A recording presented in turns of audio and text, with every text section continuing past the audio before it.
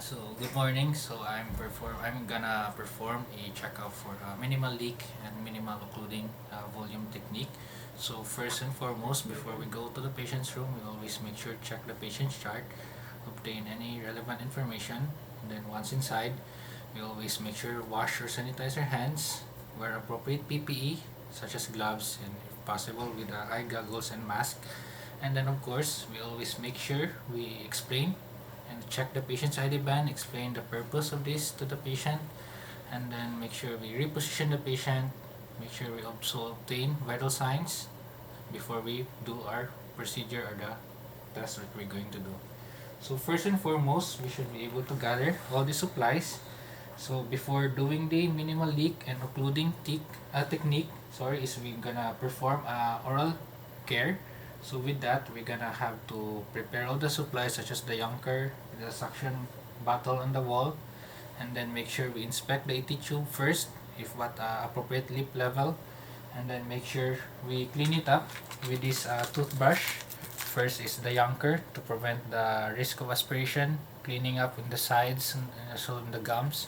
And then with the toothbrush, we have here the anti-plaque. So we have to dip the brush in the anti-plaque solution. Make sure we brush it either in a circular or in an upside down way, and then make sure we dispose it.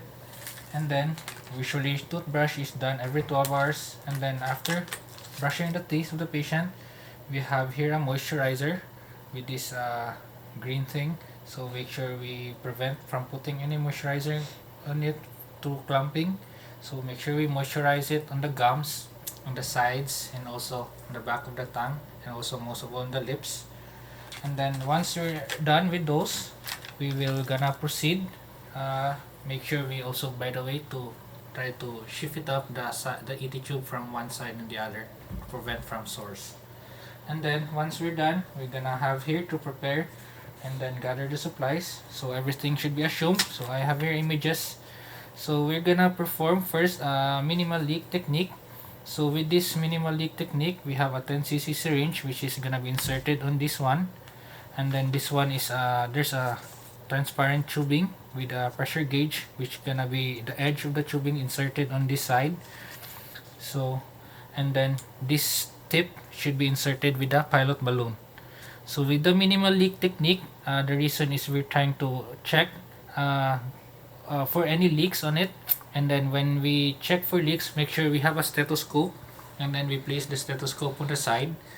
So with that, we try to carefully remove tiny bits of air in the syringe, and then we're gonna sense it with the leak if we're gonna hear a gurgling sound on the neck. So if, for example, if we sense what leak the patient has from their ET tube, we're gonna sense this gauge to change values quite a bit, and then if there's sound, we're gonna document what pressure the patient has that leak on it. And then once you're done, we immediately try to push tiny bits of air from the syringe. That way we're able to listen on the stethoscope. If that gurgling sound will be gone, that is the minimal occluding technique. So the purpose of the minimal occluding technique is to get rid of the leak that we try to know, and then we have to document what pressure is at. So after that, make sure we also have to maintain a patent seal on the patient's airway. And then another thing is we have this cuff insufflator or in cuff inflator, which is commonly used right now. So usually done by once every shift. So with this, we have to insert it through the pilot balloon, and then we have to carefully press this black thing, which is a rubber thing. So make sure we have to sense it up. So we've seen the manometer to rise quite a bit. It should not be more than 30. It should be within 20 to 30 centimeters of water. If we sense the cuff balloon of the patient is too high, we can adjust it with this red thing. Carefully press it up until we adjust it the desired pressure of the patient. So that way we prevent the patient from having aspiration risk and maintain a seal. So once everything is done, make sure we reposition or check, of course, the lip level if not misconnected, and then make sure we listen or obtain vital signs, listen for the breath sounds if there's audible sounds on it. Make sure we also wash our hands right after we do those. And then once outside, we're gonna have to document what we're trying to do, what the pressure of the cuff of the patient, and then if the physician or nurse is present, of course we can try